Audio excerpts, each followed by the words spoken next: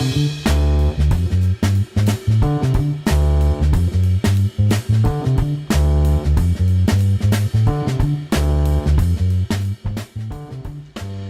over the last week, Glider and I have been working on a few different things. We're doing a bunch of obstacles and starting to track the roping dummy, and she's coming along. She's much more willing to go forward now, and she enjoys the work, but she's just a little bit of a nervous horse and very high stress. My thoughts on Forner from the last week are definitely still that he's a nice, sweet horse. He's very smart. He's learning a lot of new things. He's definitely taking well to being under saddle. He's not nervous from the mounting block anymore. He's coming along nicely in his gaits and his walk and trot and canter. We did some obstacles. We did some trail riding. He's taking everything in stride. He's curious, so he's not so nervous about things. He's becoming more curious about things that are being put in front of him. He's taking chances and he's being very brave. Angie and I have been working on a few different things this week. We've been working in the arena on canter and trot circles, and I've been pleasantly surprised to find out that she gaits as well. Throughout breaking up the pace, she's picked up a wonderful rack, and she racks around the arena as well as trots. And I've also been working on trail riding with her. So my thoughts on Real Fool are she's actually accomplished now what I thought I was going to accomplish over the 30 days. So I'm really pleased with her that way. She's becoming a barn favorite. I would still say she's a bit of a sensitive soul, and I think that's something that I'll always see in her. But she has a wonderful heart, and she has all the try in the world. She'll work forever if you let her. She's not hot or anything like that. She's just simply that willing. Like, she'll just keep working for you, and she's just a very pleasant horse to work with.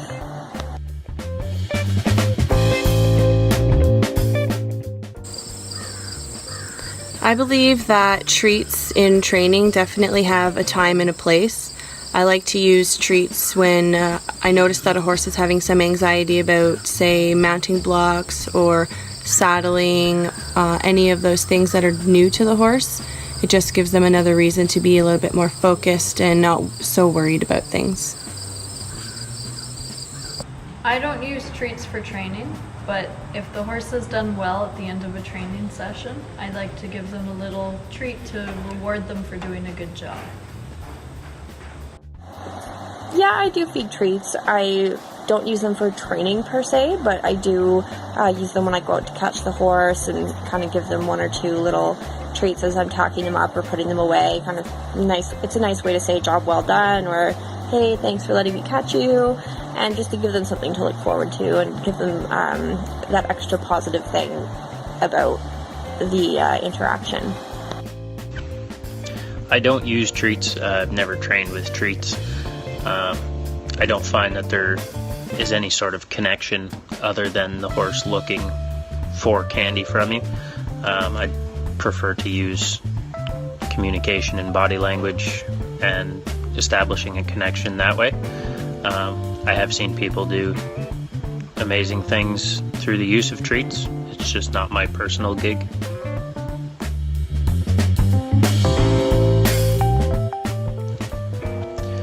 Glider's biggest strength is her willingness to go through things. There's not a whole lot that you can point her at that she doesn't figure out in a couple of minutes. It doesn't take a whole lot of encouragement, and just give her a chance to think about it, and she's pretty willing to go forward. Her biggest weakness is just her stress levels. She holds a lot of tension through her neck and her back. And she just has a hard time relaxing and de-stressing and letting go. So we're working on that, and working on getting her head down and just teaching her how to be accepting of new things and not stress over so much of what's going on around her. The other horses out in the paddock is a big stressor for her, where all her buddies are. So it's a it's a process, but we're working through it, and she's coming along real nice. Say Real Fool's biggest strength is her temperament, for sure, hands down. She's quiet, she's lovely, she's very willing to try or do anything, and even if she doesn't get it right the first time, she doesn't get upset that she's not getting it right. And I think that as long as you treat her like she's sensitive and just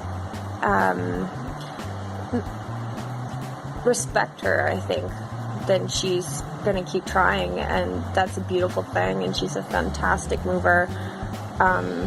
As far as her weaknesses, I think probably her only real weakness, as far as simply performance goes, is I think probably because she was a cart horse or been raised, I think they must only work in one direction and not the other.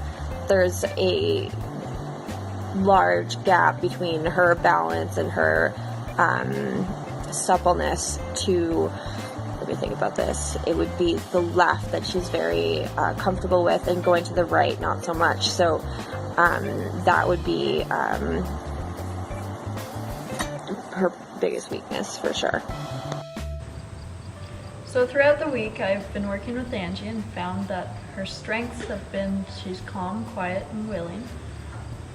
I found that her weaknesses, she likes to rush her canter yet, so I've been working on getting her toned down a bit in the canter and understanding it more. Forner's strengths are definitely that he's brave and willing, and he's very smart. So anything I ask him to do, he thinks about it for a little while and then he goes for it. He hasn't had bad experiences under saddle, so everything for him is a new learning experience, and he's taking it all in, and I feel that he's enjoying himself while doing it. His weakness is probably his pacing in the canter. And learning to be soft while being ridden while going forward. He has very good flexion while standing still and at the walk, but the faster we get, he tends to stiffen up and get into the pace mode. So that's probably a weakness, is him learning his body and being able to just relax and learn to canter and come around and steer softly, and yeah. Yes, I believe in riding with a helmet. I have one on my head every time I put a foot in the stirrup. I'll also wear a helmet if I'm handling a horse on the ground that's a little more spirited, or a horse that likes to rear or kick a lot, just to protect my head. Breeding stallions, I'll use them as well, just to prevent injuries if I can. I think if there's an opportunity to prevent an injury, I think that you should take those steps. Personally, I do not wear a helmet. It's just not something I've done.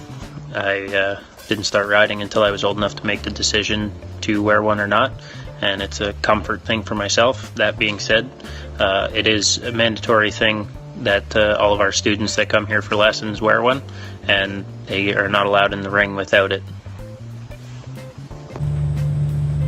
As an adult, I've decided not to wear a helmet. I definitely believe that helmets are a personal choice. Personally, I do wear a helmet, especially if I'm working with greener, younger, or problem horses. I think that, I just want to keep myself safe just in case anything happens, because horses are unpredictable.